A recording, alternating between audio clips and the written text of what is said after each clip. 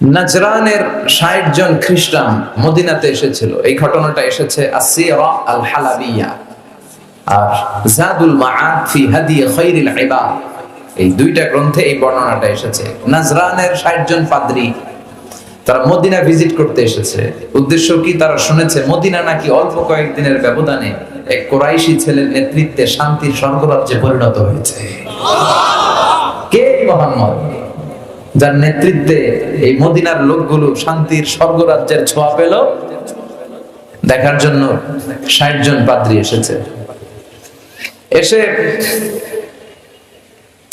তারা অবস্থান করলো মদিনার পাশে একটা বাজার আছে, এখনো ওখানে বাজার রেখে দেয়া হয়েছে। বাজারে এসে দেখলো মসজিদে নববী থেকে বেলালের আজান শোনা যায়। সুবহানাল্লাহ বলুন। আজান হওয়া মাত্রই পাদ্রীগুলো দেখলো লোকজন দোকানপাট রেখে সব মসজিদে ঢুকতে শুরু করেছে। কিন্তু নাজরানের এলাকার লোকেরা যেমনি দোকানের শাটার নামায়, দোকান বন্ধ করে, ক্যাশ বক্সে তালা ঝুলায়, সবকিছু ঢেকে সিকিউরিটি নিশ্চিত করে এরপরে বেরোয়, এরকম না।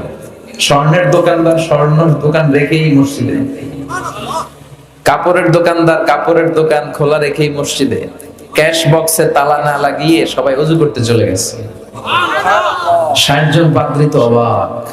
তারা বলে, আসলেই কুরাইশি মুহাম্মদ যেই সমাজ গড়েছে এটাই শান্তির সমাজ। তার নেতৃত্বের কারণে আজকে মদিনাতে এই অবস্থা। এই দেশে চোর নাই, এই মদিনাতে ডাকাত নাই, এই মদিনাতে টেন্ডারবাজ নাই, এই মদিনাতে কোনো দুর্নীতিবাজ নাই। তাহলে তো এখানে শান্তি থাকবেই। তারপরও আসছে যেহেতু মুহাম্মদের সাথে দেখা করে যাই সাল্লাল্লাহু আলাইহি ওয়াসাল্লাম। জোহরের সালাত শেষে ওরা ওদের প্রতিনিধি পাঠালো, বিশ্বনবীর কাছে সবাই গেল। বিশ্বনবীকে বলা হলো, নাজরান থেকে ৬০ জন খ্রিস্টান পাদ্রী এসেছে আপনার সাথে দেখা করতে। বিশ্বনবী বললেন, মান কানা ইউমিন বিল্লাহি ওয়াল ইয়াউমিল আখির ফালিউকরিম দাইফা, যে আল্লাহরে বিশ্বাস করে, আখিরাতে বিশ্বাস করে, তার উচিত মেহমানকে সম্মান করা। যদিও ওরা খ্রিস্টান, ওরা আমার মেহমান, কি করি? ওদেরকে তো একটু ভালো জায়গায় বসানো দরকার। আমার তো কোনো বালাখানা নাই, আমার কোনো রাজমহল নাই, তাজমহল নাই, ডুপ্লেক্স ট্রিপ্লেক্স বাড়ি নাই, আমার কোনো প্যালেস নাই, কই বসাই? এক সাহাবী বললে, রাসূলুল্লাহ, জোহরের সালাত পড়ে ফেলেছি, এখন সূর্য ঢলতে শুরু করেছে, পাহাড়ের পাশে এখন ছায়া, আসেন ছায়ায় যেয়ে বসি। বিশ্বনবী বললেন, না, একে তো অন্য ধর্মের, আবার ধর্মীয় পাদ্রী, ধর্মীয় পাদ্রী, এতে সম্মান আছে, ওইখানে নিয়ে কিভাবে বসাই আমি? আরেকজন বললো, ইয়া রাসূলুল্লাহ, আমার খেজুর বাগানের খেজুর সব পেকে গেছে, গত সপ্তাহে পেড়ে ফেলেছি, এবার আমার খেজুরের ডালপালা পাতা দিয়ে আমি একটা বিছানা বানাই, ওইটার উপরে নিয়ে বসেন ৬০ জনকে। বিষ্ণু বললেন, না, তো দামি মেহমান, এখানে বসাইলে তো হবে না। উপায়ন্তর না পেয়ে বিষ্ণু বললেন, ওদের জন্য আমার মসজিদে নববীর তালা খুলে দাও।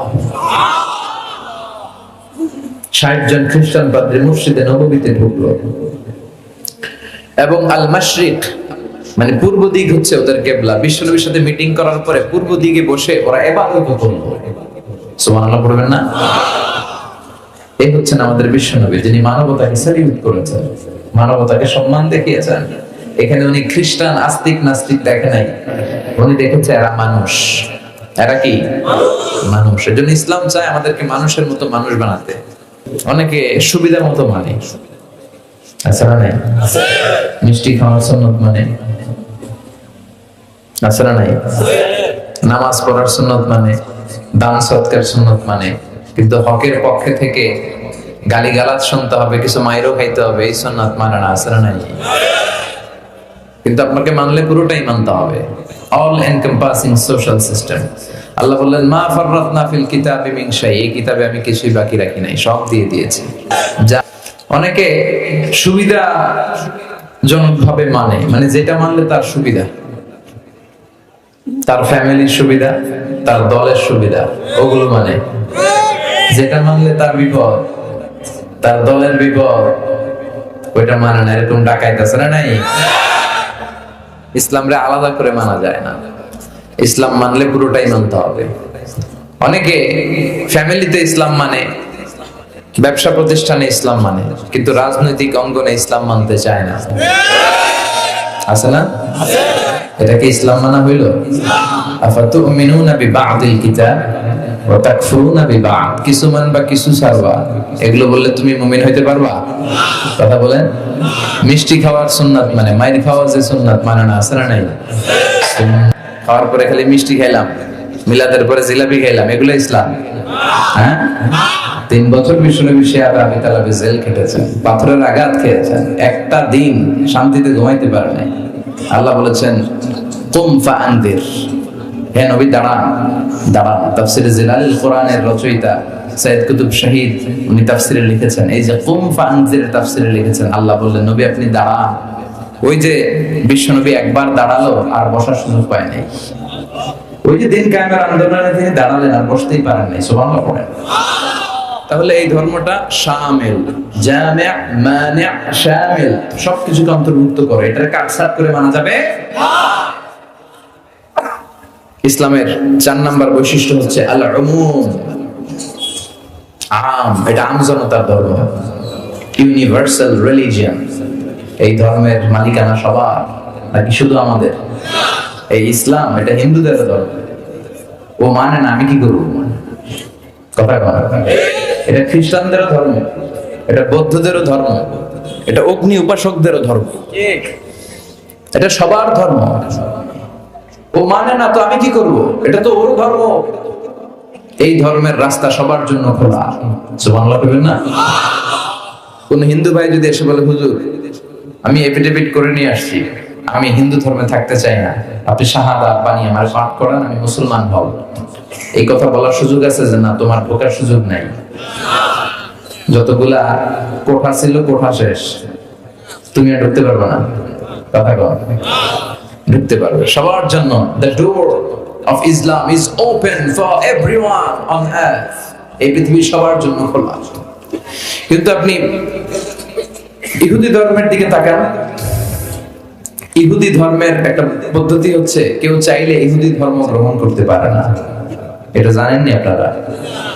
খ্রিস্ট ধর্ম গ্রহণ করা যায়, ইসলাম ছেড়ে দিয়ে আপনি খ্রিস্ট ধর্ম গ্রহণ করতে পারেন। এই জন্য দেখবেন অনেক ব্যাপটিস্ট মিশনারি আছে বাংলাদেশের পাহাড়ি এলাকায়, ওখানে নৃগোষ্ঠী চাকমা টাকমা এদেরকে খ্রিস্টানরা খ্রিস্টান বানায় ফেলায়।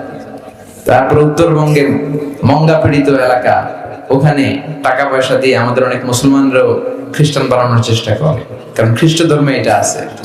কিন্তু ইহুদি ধর্মে এই সিস্টেম নাই। কত বড় গাদ্দার! ওদের ধর্ম যদি কেউ মানতেও চায়, ওরা ঢুকতেও দেয় না। বাই বর্ন ইহুদি হইলে সে ইহুদি, তাও বাবা ইহুদি হইলে হবে না, মা ইহুদি হইতে হবে। কথা কন, বাবা ইহুদি, কিন্তু এই ইহুদি বাবা বিয়ে করছে খ্রিস্টান মহিলারে, তাদের ক্রসিং এ যে বাচ্চা আসবে ওটা ইহুদি হয় না, ওটা খ্রিস্টান। কত বড় গাদ্দার! শুধু মা যদি ইহুদি হয় তাহলেই তার সন্তান ইহুদি হওয়ার মর্যাদা পাবে। নাউজুবিল্লাহ পড়ুন। আমাদের ধর্মটা কি এমন? আমাদের রবের পরিচয় কি? আলহামদুলিল্লাহি রাব্বিল আলামিন। তিনি গোটা বিশ্বের রব, জগৎ সমূহের রব, সাগর জগৎ, মহাকাশ জগৎ, সৌর জগৎ, অদৃশ্য জগৎ, সব জগতের মালিক তিনি, সবার রব তিনি। নাকি আল্লাহ বলছে আলহামদুলিল্লাহি রাব্বিল মুসলিমিন, তিনি মুসলমানদের রব। আলহামদুলিল্লাহি রাব্বিল মুত্তাকিন, তিনি মুত্তাকিনদের রব। আলহামদুলিল্লাহি রাব্বিস সালিহিন, তিনি নেককার লোকদের রব। বলেছে, তিনি বলেছে আলহামদুলিল্লাহি রাব্বিল। তাহলে আল্লাহ সবার, আল্লাহ সবার। এরপর বিশ্বনবীর পরিচয়ে আল্লাহ বললেন ওয়ামা আরসালনাকা ইল্লা রাহমাতাল লিল আলামিন। ও নবী, I have sent you as a mercy for the entire universe. ও নবী, আপনার আমি গোটা বিশ্বের সবার জন্য রহমত করে প্রেরণ করেছি। সুবহানাল্লাহ। বিশ্বনবী শুধু আরব লোকদের নবী নয়, শুধু সাদা লোকদের নবী নয়, শুধু কালো লোকদের নবী নয়, শুধু পুরুষদের নবী নয়, শুধু নারীদের নবী নয়, তিনি গোটা বিশ্বের সবার জন্য রাহমাতাল লিল আলামিন। তাহলে আল্লাহ সবার, নবীও। এরপর আমার হাতে যেটা শোভা পাচ্ছে এটা কি? কথা বলেন। আল্লাহ বললেন ইন হাযা ইল্লা যিকরা লিল আলামিন। এই কোরআনটা গোটা বিশ্বের সবার জন্য মেসেজ। এটা শুধু আমাদের জন্য নয়, শুধু খ্রিস্টানদের জন্য নয়, এই কিতাবটা সবার কিতাব। সুবহানাল্লাহ পড়েন। তাহলে আমাদের ধর্ম এটা হচ্ছে ইউনিভার্সাল রিলিজিয়ন, ইউনিভার্সাল, সবার জন্য। যে কেউ চাইলে এই ধর্মে ঢোকার সুযোগ আছে না নাই? আলহামদুলিল্লাহ পড়েন। এজন্য যারা ইসলাম বুঝাতে যে কঠিন কঠিন বিষয় আপনাদের উপর চাপায়, বুঝবেন এটা মদিনার ইসলাম নয়, বুঝবেন এটা আল্লাহর পাঠানো ইসলাম নয়। মুআজ ইবনে জাবালকে বিশ্বনবী এক জায়গার ইমাম বানালেন। উনি ওইখানে ইমামতির সুযোগ পেয়ে মাগরিব আর এশার সালাতে লম্বা লম্বা কেরাত পড়ে, বুখারীর বর্ণনা। আর ওই এলাকার মুসল্লিরা হচ্ছে কৃষক মুসল্লি, খেজুর বাগানে কাজ করে। তো এরা খেজুর বাগানে কাজ করে হাত পাও ধুয়ে মাগরিবের নামাজ যখন আসছে, আয়েশা দেখে সূরা বাকারা দিয়ে ধরছে। কোন সূরা দিয়ে? কোরআনের সবচেয়ে ছোট সূরা, তাই না? তো কতক্ষণ দাঁড়ায় থাকবে এরা? এরা তো দাঁড়ায় থাকতে পারে না। নামাজ টামাজ থুইয়া দিছে দৌড়। নিজেরা নামাজ পড়ে বিশ্বনবীর কাছে বিচার, ইয়া রাসূলুল্লাহ এমন ইমাম পাঠাইছেন, দেখেন আমরা হইতেছি কৃষক সাহাবী, খেজুর বাগানে কাজ করি, আর ইমাম সাহেব ধরছে মাগরিবের সূরা বাকারা, এশার সালাতে সূরা আলে ইমরান। বিশ্বনবী রেগে গেলেন, মুআজ ইবনে জাবালকে ডেকে পাঠালেন। বিশ্বনবী রেগে ওনাকে বললেন, আফাত্তানুন আনতা ইয়া মুআজ, মুআজ তোমার কি ফিতনা বাজানোর জন্য এলাকায় ইমাম বানাইছিলাম? তুমি কি ফিতনা তৈরি করছো? খবরদার, ইয়াসসিরু ওয়ালা তুআসসিরু, সহজ করে ইসলামকে প্রকাশ করবা, কঠিন করো না। বাশশিরু ওয়ালা তুনাফিরু, মানুষকে দিনের দিকে ডাইকো, দিন থেকে ভাগাইও না। আমরা মানুষকে দিন থেকে ভাগাই, আমরা এমন এমন ভাবে দিনকে প্রকাশ করি আর প্রচার করি, মানুষ দিনের কথা শুনলে দেয় দৌড়, এই সাহাবাদের মতো। জোরে বলেন ঠিক কি না? তাহলে ইসলাম মানে কঠিন না সহজ? বিশ্বনবী সাহাবাদেরকে নিয়ে মসজিদে নববীতে কথা বলছেন। ইন দ্য মিন টাইম এক বেদুইন, মানে আরবি লোক, সভ্যতার ছিটে ফোটা সে দেখে নাই, বেদুইন লোক ওট নিয়ে মসজিদে নববীর দরজা খুললা মসজিদের ভিতরে ওট লয়ে ঢুকছে। শুনতেছেন? এরপর মসজিদে নবীর পিলারে ওট বেঁধে মসজিদে নবীর মাঝখানে পেশাব করতে বসছে। ওমরে ফারুক এরকম করতেছে, দাঁড়া, তো পেশাব করে দেখাইতেছে আজকে। অন্যান্য সাহাবারাও রেগে গেলেন, ওকে মারবেন, চারদিক দিয়ে ঘেরাও দিচ্ছে। বিশ্বনবী সবাই ডেকে আনলে, এই এদিকে আসো, ওর কাম সারতে দাও, আগে ওর কাজ সারতে দাও। কারণ কত বড় ফিলোসোফার ছিলেন আমার নবী। পেশাব পায়খানার মাঝখানে কাউরে ধমক দিল, ওর পেশাব যদি আটকে যায় ওর এত বড় রোগ হবে, এটা অপারেশন ছাড়া বাঁচানো যাবে না। এজন্য টয়লেটে কেউ ঢুকলে আপনি দরজায় জোরে আঘাত করবেন না, চিৎকার করে ডাকবেন না। আগে তার ইউরিনটা পাস করতে দেন, তার ওয়াশরুম ক্লিয়ার করতে দেন। কি করবেন? কাশি দিবেন। আপনারা টয়লেটে যাওয়া দরকার, কিন্তু বাইরে না, ভেতর থেকে। কি করবেন? এরকম কাশি দিবেন, অথবা পায়চারা করেন, সহনীয় আওয়াজ করেন, যাতে সে বুঝে someone is waiting outside, he is in danger, he is in danger, যে কোনো সময় কাম সারে দিতে পারে। তো তাকেও সুযোগ করে দেন, কিন্তু ওয়াশরুম সারার সময় জোরে কাউকে ডাকা যায় না। বিশ্বনবী এটাই করলেন, বললেন, এই ডেকো না, এদিকে আসো, কাজ সারতে দাও। তিনি বেদুইনকে ইচ্ছে মতো পেশাব করতে দিলেন। পেশাব শেষে বিশ্বনবী বললেন, এবার পেশাবের উপর সিজলাম মিন মা, এক বালতি পানি ঢেলে দাও। পানি ঢেলে দিলেন। বেচারা মনের আনন্দে পেশাব করে বের হয়ে যেতেছে। বিশ্বনবী ডাক দিলেন, ইয়া আরাবি, দাঁড়াও। দাঁড়ালো। সে বলল, তুমি যেখানে পেশাব করছো এই জায়গাটা কি জানো? না, জানি না। এটা আমাদের ইবাদতগাহ, এখানে আমরা আমাদের রবরে ডাকি, আমাদের স্রষ্টার জিকির চলে এখানে, তুমি এই জায়গায় পেশাব করেছো। সে তো অবাক, কিরে আমি এদের ইবাদতগাহে পেশাব করছি আর আমার সাথে এরকম মিষ্টি আলাপ? আমরা তো এরকম কেউ করলে 12টা বাজায় দিতাম। বিশ্বনবী বললেন, এই কাজটা তোমার ঠিক হয়নি, এটা আমাদের পবিত্র জায়গা। বিশ্বনবীর এই সুন্দর আচরণ দেখে সে বলে, আপনি কে? বিশ্বনবী বললেন, আমি এই জামানার এবং আখিরি জামানার পয়গাম্বর, আমার কাছে ওহী আসে, আমি সব নবীর সেরা নবী। সে বলল, তাহলে আর দেরি কেন, আপনি আমাকে পড়িয়ে দেন লা ইলাহা মুহাম্মাদুর। এভাবে ইসলাম প্রচারিত হয়েছে। Simplicity is the beauty of Islam. সহজ ভাবে উপস্থাপন করাটাই হচ্ছে ইসলামের পদ্ধতি, ঠিক কি না? কয়টা গেল? হ্যাঁ, থাক আজকে। হ্যাঁ, শুনবে? আচ্ছা, 6 নাম্বার হচ্ছে দ্বীনুল ফিতরা, মানে ন্যাচারাল রিলিজিয়ন, ন্যাচারাল ইনস্টিংক্ট। এই ধর্মটা স্বভাব সুলভ ধর্ম, পরিবেশ সুলভ ধর্ম, রুচিসম্মত ধর্ম। সুবহানাল্লাহ পড়েন। এই ধর্মের এমন কোন নিয়ম নাই যেটা আপনার রুচির সাথে যাবে না, পরিবেশের সাথে যাবে না, বেখাপ্পা বেমানান এমন কোন নিয়ম আছে? কিন্তু পৃথিবীর অনেক ধর্মে আছে না নাই? খ্রিস্টান ধর্মে কেউ অপরাধ করলে ওটারে পানির নিচে চুবায় রাখে, এটা পবিত্র জায়গার পানি, ওটার মধ্যে চুবায় রাখলে ওর সব গুনাহ মাফ হয়ে যায়। এটা কি মাথায় ধরে? ধরে না। হিন্দু ধর্মে, হিন্দু ভাইদেরকে আমি কষ্ট দেওয়ার জন্য বলছি না, বোঝানোর জন্য। প্রক্রিয়াটা, একটা প্রথা ছিল সতী দাহ প্রথা হিন্দু ধর্মের। মানে হিন্দুদের কোন পুরুষ মারা গেলে, স্বামী মারা গেলে শ্মশানে মৃত লাশকে ওরা পোড়ায় না। ওদের একটা নিয়ম ছিল, স্ত্রীর আগে স্বামী মারা গেলে স্বামীকে পোড়ানোর সাথে সাথে স্ত্রীকেও জ্বলন্ত আগুনে পুড়িয়ে দেয়া হতো। এই ইন্ডিয়াতে কত নারী যে জীবিত তাদেরকে পোড়ানো হয়েছে তার হিসাব না, পোড়ানো হয়েছে তাদেরকে। রাজা রামমোহন রায়, নাম শুনছেন? উনি এসে এই প্রথার বিলুপ্তি ঘটালেন, সতীদাহ প্রথা বিলুপ্তি করলেন। তো এই যে ওদের নিয়মটা, এটা মাথায় ধরে? স্বামী মরছে তো বউরে মারবি কে? কথা বলেন। আবার হিন্দু ধর্মের আরেকটা সিস্টেম হচ্ছে, কেউ যদি খাঁটি হিন্দু হইতে চায় তার গরুর পেশাব খাওয়া লাগে, গোমূত্র পান করতে হয়। কি মূত্র? গোমূত্র পান করতে হয়। আচ্ছা, এই যে গরুর পেশাব খাওয়ার, এটা কি আপনার রুচিতে যাবে? এটা কি আপনার স্বভাব সুলভ কোনো বিষয়? আমাদের ধর্মে এমন কোন বিষয় আছে যেটা রুচির সাথে যায় না? সুবহানাল্লাহ বলবেন না? এটা ফিতরাতি ধর্ম।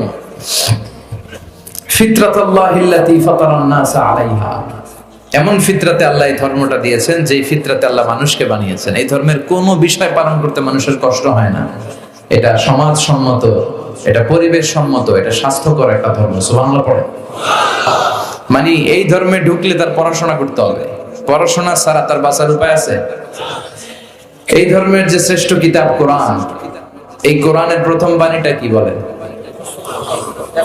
ইকরা, মানে কি?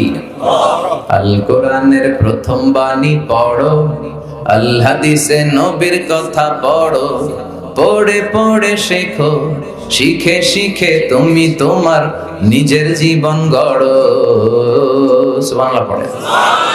পড়ো, পড়ে পড়ে নিজের জীবন গড়ো। আমি তো বলি সব সময় পড়বেন, সুস্থ থাকলে পড়বেন, অসুস্থ হলে পড়বেন, গাড়িতে থাকলে পড়বেন, ঘরে থাকলে পড়বেন, মরার সময় পড়বেন। মরার সময় কি পড়বেন? লা ইলাহা মুহাম্মাদুর রাসূলুল্লাহ। তার মানে পড়া ছাড়া কোনো উপায় আছে? তাহলে এই ধর্মের অনুসারীদেরকে পড়তে হয়, স্টাডি করতে হয়, ঠিক কি না? আর বিশ্বনবী বললেন, তলাবুল ইলমি ফারিদাতুন আলা কুল্লি মুসলিম ওয়া মুসলিমা। পড়া, ধর্মীয় জ্ঞান অর্জন করা সব মুসলিম নারী পুরুষের জন্য ফরজ করে দিয়েছে কে? দেখেন, জ্ঞানকে ইসলাম কত মর্যাদা দিয়েছে। কবরে 3টা প্রশ্ন করা হবে, রব কে, ধর্ম কি, এই লোকের নাম কি, মুহাম্মদ সাল্লাল্লাহু আলাইহি ওয়াসাল্লাম। 3টা প্রশ্নের পরে আপনাদেরকে আরেকটা প্রশ্ন করা হবে, ওয়ামা ইলমু, what is the source of your knowledge, তোমার এই জ্ঞানের উৎস কি, তুই কেমনে শিখলা? এই 3টা প্রশ্নের উত্তর কেমনে জানলা? আপনাকে বলতে হবে, আমি কোরআন সুন্নাহর আলোকে জেনেছি। চিল্লায় বলেন ঠিক কি না? তাহলে পড়াশোনা ছাড়া কোনো উপায় আছে? ইলম, দ্বীনুল ইলম বলে এটাকে, জ্ঞানের ধর্ম, নলেজের ধর্ম। আপনাকে জ্ঞান অর্জন করতেই হবে। আবু দারদা রাদিয়াল্লাহু তাআলা আনহু, একজন সাহাবী, উনি বলেছেন, কুন আলিমান, আলেম হও। কি হও? আও মুতাআল্লিমান, অথবা আলেমের কাছে শিখো। আও মুহিব্বান, অথবা আলেমকে ভালোবাসো। আও মুত্তাবিআন, অথবা আলেমের অনুসরণ করো। শুনতেছেন? কোন আলেমান, আলেম হও। আও মুতাআল্লিমান, নয় আলেমের কাছে শেখো। আও মুহিব্বান, অথবা আলেমকে ভালোবাসো। আও মুত্তাবিআন, অথবা আলেমের অনুসরণ করো। ওয়ালা তাকুনিল খামিস, 5 নাম্বারটা হয়ো না। এই 4টা হও, 5 নাম্বারটা হয়ো না। 5 নাম্বারটা কি? আলেম বিদ্বেষী। ফাতাহলি, আলেমের বিরুদ্ধে লাগলে, আলেমদের ব্যাপারে অন্তরে বিদ্বেষ রাখলে তোর দুনিয়াও শেষ, আখিরাতও শেষ। চিল্লায় বলেন ঠিক কিনা? ওলা চাকুনিল খামিস, 5 নাম্বারটা হয়ও না, ওই লাইনে যাও না, ওই লাইনে গেলে সব শেষ। তাহলে ইলম অর্জনের দরকার আছে না নাই? আমাদের ধর্ম এটা জ্ঞানের ধর্ম। আলহামদুলিল্লাহ পড়ো। বিশ্বনবীর শ্বশুর আবু সুফিয়ান, নাম শুনছেন? বদরের যুদ্ধে বিশ্বনবীর বিরুদ্ধে, মক্কায় বিশ্বনবীর ঘুমাতে দেয় নাই, উহুদের যুদ্ধে বিশ্বনবীর সাথে ফাইট, খন্দকের যুদ্ধে বিশ্বনবীর সাথে মারামারি, আহজাবের যুদ্ধে কিলাকিলি, সারাটা জীবন বিশ্বনবীর সাথে মারামারি, মক্কা বিজয়ে কালিমা পড়ে মুসলমান হয়েছে। গোটা জীবনে যা অন্যায় করেছে সব মাফ করে দিয়েছে কে? এজন্য আমরা আল্লাহরে বলি, আল্লাহ কালিমাটা পড়তে পড়তে যেন আমরা মরতে পারি, চিৎকার করে পড়ে না আমিন। জিহাদের ময়দানে এক সাহাবা যুদ্ধ করতে লাগলেন। বুখারীর বর্ণনা, যুদ্ধ করতে করতে কাফেরদেরকে মারতে মারতে, হাদিসের ভাষ্য লা ফাযা ওয়ালা শাযা ইল্লা ইয়াদরিবুহা বিসাইফি, তার সামনে যত কাফের আসে সে কচু কাটা করে। অন্য সাহাবীরা খুশি হয়ে যায়, অন্য সাহাবীরা বলে আজকের সব সওয়াব এই সাহাবী পেয়ে যাবে। কিন্তু বিশ্বনবী হঠাৎ করে একটা কথা বললেন, ওই কথা শুনে সাহাবীরা অবাক। বিশ্বনবী বললেন হুয়া ফিন্নার, ও জাহান্নামে যাবে। কই যাবে? জিহাদের ময়দানে এক মুজাহিদ সাহাবী কাফিরদেরকে মেরে শেষ, কিন্তু বিশ্বনবী বললেন কই যাবে? কথা কয় না। এক সাহাবী কয় ঘটনা কি? এত বড় মুজাহিদ ফি সাবিলিল্লাহ কেন জাহান্নামে যাবে? আমি লুকিয়ে লুকিয়ে দেখি। লুকিয়ে লুকিয়ে ওই সাহাবী দেখে মুজাহিদ সাহাবী যুদ্ধ করতে করতে কাফিরদের বিশাল একটা ঘাটির ভেতরে ঢুকে গেল। মারতে মারতে মারতে মারতে হঠাৎ এক কাফেরের আঘাতে এই মুজাহিদ সাহাবীর ডান হাতটা কাটা পড়ে গেল। এবার ডান হাত দিয়ে ফিনকি দিয়ে রক্ত বের হতে শুরু করলো। মুজাহিদ সাহাবী আর যন্ত্রণা সহ্য করতে পারে না। যন্ত্রণা সহ্য করতে না পেরে কাতরাতে কাতরাতে নিজের হাতের ছুরিটাকে জমিনের মধ্যে গেড়ে দিয়ে ছুরির উপরে ঝাঁপিয়ে পড়লো। পেটের এই দিক দিয়ে ঢুকে ওপাশ দিয়ে বের হয়ে গেল, এফার ওফার হয়ে গেল, মানে আত্মহত্যা করলো। ঠিক কি না? জাহান্নামী না?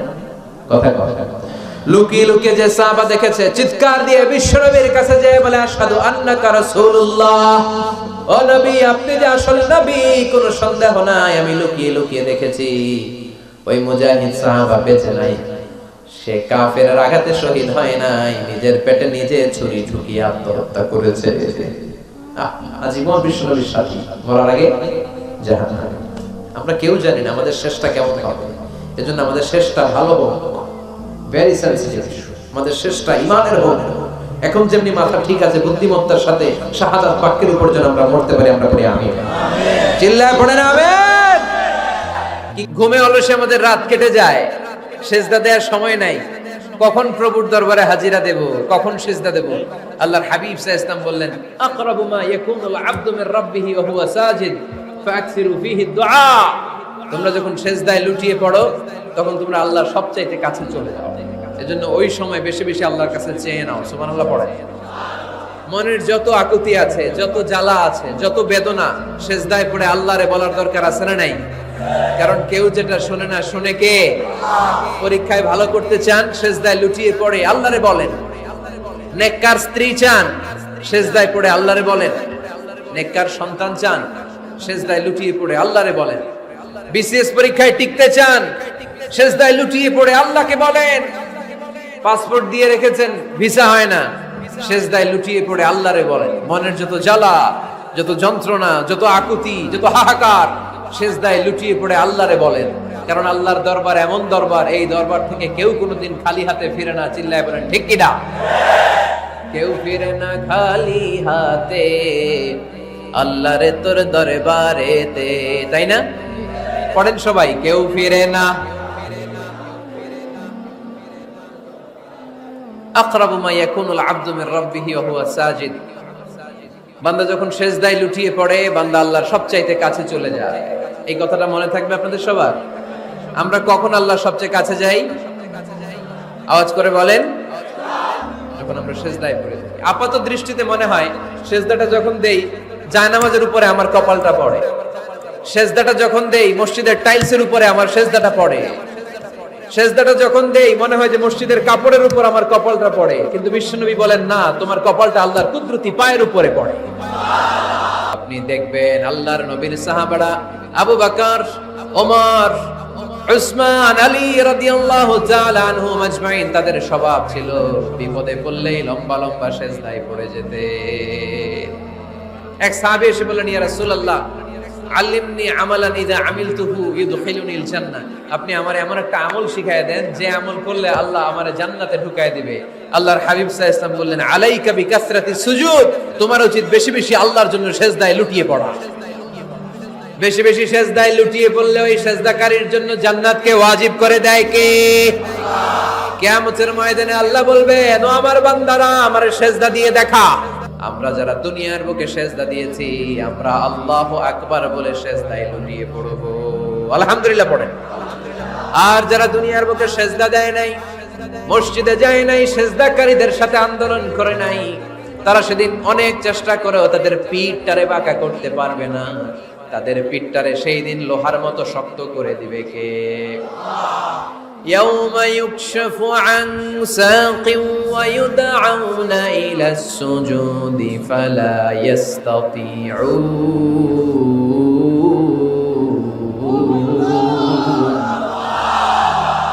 সেদিন আল্লাহ তাআলা উনার পায়ের গোছা উন্মুক্ত করবেন, পায়ের গোছা দেখাবেন আর বলবেন, সেজদা দাও, সেজদা দাও।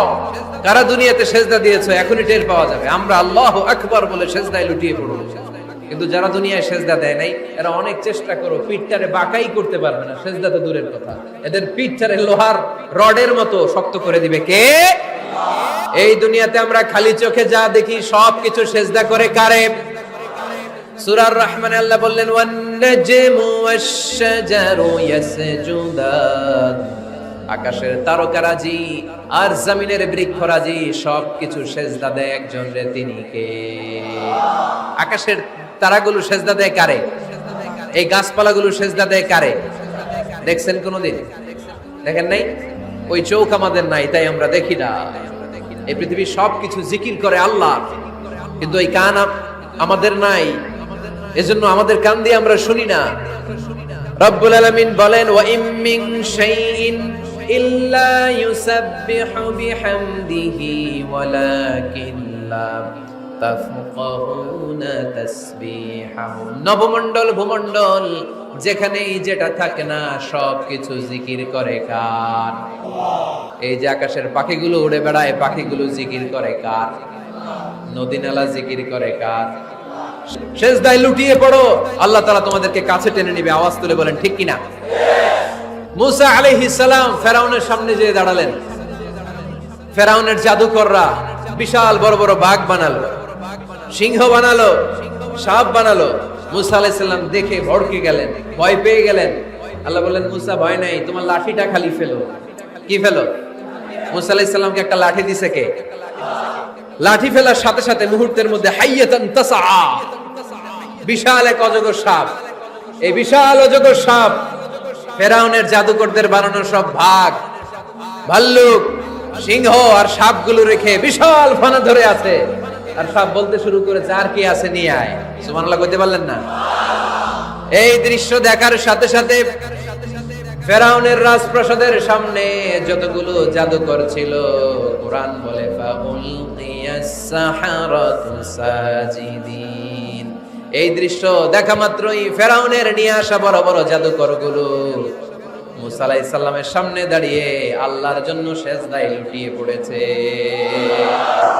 ফাউলকিয়াস সাহারাতু সাজিদিন, সেজদায় লুটিয়ে পড়ে ঘোষণা দিল, আমি ফেরাউনরে মানি না, আমি কোন নাস্তিককে মানি না, আমি মুসার রব, হারুনের রব, বনি ইসরাইলের রব, আল্লাহর জন্য সেজদায় লুটিয়ে পড়লাম। চিল্লায় পড়েন আল্লাহু আকবার।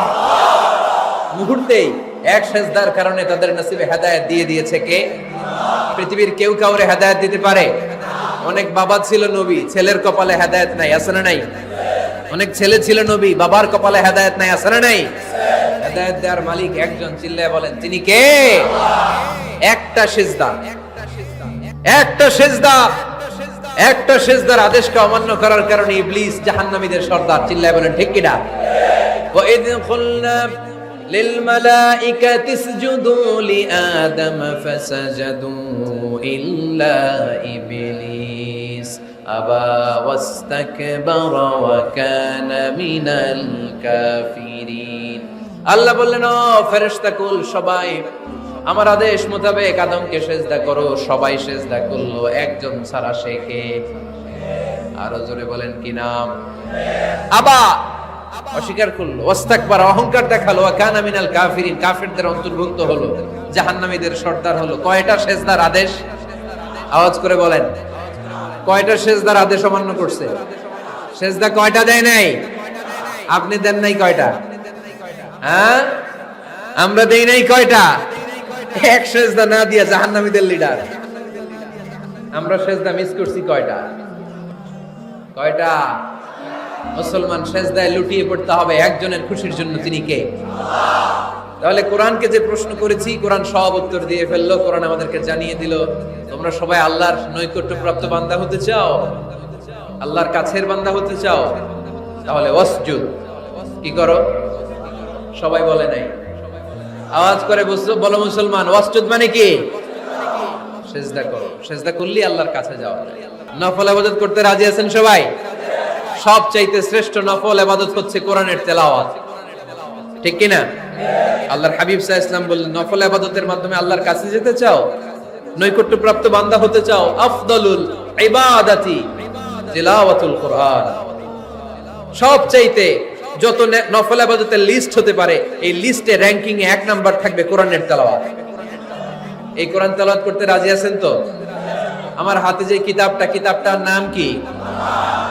সবাই বলতে পারেন নাই, আওয়াজ করে বলেন তো, কিতাবটার নাম? এই কিতাবে ভুল আছে? সন্দেহ আছে? সংশয় আছে? এটা আলোর পথ দেখায়। এই কিতাব মানুষকে মানুষের মতো মানুষ বানায়, ঠিক কিনা? গরুর পেট থেকে বেরোলে ওটা গরু, ছাগলের পেট থেকে বেরোলে ওটা ছাগল হয়, মানুষের পেট থেকে বেরোলে ওটা মানুষ হয় না, ওটার মানুষ বানাইতে হয়। মানুষ বানানোর জন্য কোরআন পড়ার দরকার আছে না নাই?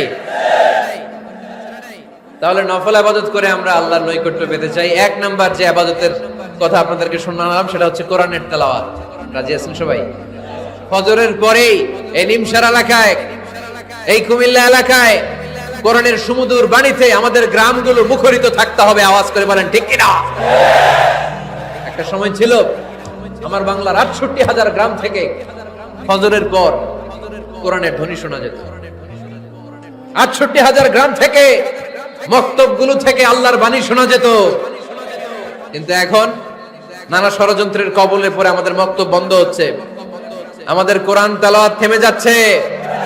কোরআনের তেলাওয়াত কশিন কালেও থামায় দেওয়া যাবে না। চিল্লায় বলেন, ঠিক কিনা? রোজ সকালে শুনতাম আগে আল কোরআনের বাণী রে, আল কোরআনের বাণী। এখন শুনি সারে গামার দীপ্ত ফেন ফেনানি। ধর্মপ্রাণ মুসলমান আজকাল হয়েছে মডার্ন। ধর্মপ্রাণ, ধর্মপ্রাণ, আমরা বড়ই ধর্মপ্রাণ। নামাজ রোজার কিছু নাই, ভুলেও ধরি না কোরআন। ধর্মপ্রাণ, ঠিক না? প্রতিদিন কোরআন শিখায় যে, তার পকেট যায় ফাঁকা রে, তার পকেট যায় ফাঁকা। সপ্তাহে 2 দিন গান শিখায় যে, নেয় তো 1000 টাকা। ধর্মপ্রাণ মুসলমান আজকাল হয়েছে মডার্ন। ধর্মপ্রাণ, ধর্মপ্রাণ, আমরা বড়ই ধর্মপ্রাণ। নামাজ রোজার কিছু নাই, ভুলেও ধরি না কোরআন। ধর্মপ্রাণ। আমরা কি এমন ধর্মপ্রাণ হতে চাই? ফজরের পর আমাদের সিলেবাস কি? কোরআন তেলাওয়াত। আওয়াজ করে সবাই বলেন, ফজরের সালাতের পরে আমাদের প্রতিটি পরিবারে, প্রতিটি ঘরের সিলেবাস কি? তাহলে কোরআন তেলাওয়াত করব। 2 নাম্বার, তাহাজ্জুদের সালাত পড়ব। কিসের নামাজ? হুজুর ফজরই পড়তে পারি না। ফজরই যে ফজর পড়ে তার জন্যই না তাহাজ্জুদ, ঠিক কি না? ফজরই তো পড়তে পারি না, তাহাজ্জুদ পড়ব কখন? তাহাজ্জুদ পড়লে আপনার মর্যাদা বাড়ায় দিবে কে? রব্বুল আলামিন বলেন, ওয়া মিনাল লাইলি ফাতাহাজ্জাদ বিহি নাফিলাতাল লাকা আসা আইয়াবাসাকা রাব্বুকা মাকামান মাহমুদা। মাহমুদা। তাহাজ্জুদের নামাজ যারা পড়বে তাদের মর্যাদা বাড়িয়ে দেয় কে? কারণ ওই মুহূর্তে আল্লাহ প্রথম আকাশে নেমে আসেন আর ডাকে, আলা মিন মুস্তাগফিরিন আগফিরালা, কার ক্ষমা দরকার ক্ষমা চা, ক্ষমা করে দেব। আলা মিন মুস্তাকসিন আকসুলা, কার খাবারের দরকার পোশাকের দরকার চাও দিয়ে দেব। চাও, কার কি লাগবে চাও আমি দিয়ে দেব। এজন্য শেষ রাতের দোয়া আল্লাহ কবুল করে। এই যে রমজান আসতেছে না সামনে, কোন মাসে রমজান? এপ্রিলে। রমজানে তাহাজ্জুদ পড়ার একটা সুবর্ণ সুযোগ, কারণ সাহারি খাওয়ার জন্য তো ওঠাই লাগে। একটু তাহাজ্জুদের অভ্যাস করব আমরা। রাজি আছি তো সবাই? 3 নম্বর নফল ইবাদত হচ্ছে দোয়া। সবাই সবার জন্য দোয়া করবে। অনেকে কয় হুজুর আমার দোয়া আমি করব, ওরটা ওই করব, এর লাগে আমি করব কেন? আছে না নাই? এটা ভুল। নিজের জন্য করবেন, অন্যের জন্য করবেন। মা মিন আবদিন মুসলিম ইয়াদউ লি আখিহিল মুসলিম ইল্লা ক্বালা লাহুল মালাকু ওয়া লাকা বিমিসলিন। কোন বান্দা যখন তার ভাইয়ের জন্য দোয়া করে, ফেরেশতারা বলে আল্লাহ এই দোয়াটা যে দোয়া করছে আগে তার জন্য কবুল করে নাও। আপনি দোয়া করলেন আল্লাহ আমার ভাই অসুস্থ, তারে সুস্থ করে দাও। ফেরেশতারা বলে আল্লাহ যিনি দোয়া করতেছে তার যদি কোনো অসুস্থতা থাকে আগে তারে সুস্থ করে দাও। তাহলে অন্যের জন্য দোয়া করলে লাভ আছে না নাই? দোয়া করতে জানে না অনেকে, দোয়ার আলোচনা আছে আমার, ইউটিউবে সার্চ দিবেন দোয়া, মিজানুর রহমান আসারি পেয়ে যাবেন। It's an art. দোয়াটা একটা শিল্প। এটার মধ্যে চোখের পানি জুড়ে দিবেন, আবেগ জুড়ে দিবেন, মুহূর্তেই আরশের মধ্যে যে নক করবেন। সুবহানাল্লাহ কইবেন না? 2 ফোঁটা পানি আল্লাহর কাছে প্রিয়। আওয়াজ করে বলেন কয় ফোঁটা? 2 ফোঁটা। এক হচ্ছে জিহাদের ময়দানে রক্তের ফোঁটা, আরেক হচ্ছে অনুতপ্ত বান্দার চোখের পানির ফোঁটা। অনুতপ্ত বান্দা যখন অনুতপ্ত হয়ে কাঁদে, তার চোখের পানি চোখ বেয়ে নাকের ডগাবে মাটিতে পড়ার আগেই ওই বান্দার সব গুনাহ আল্লাহ মাফ করে দেয়।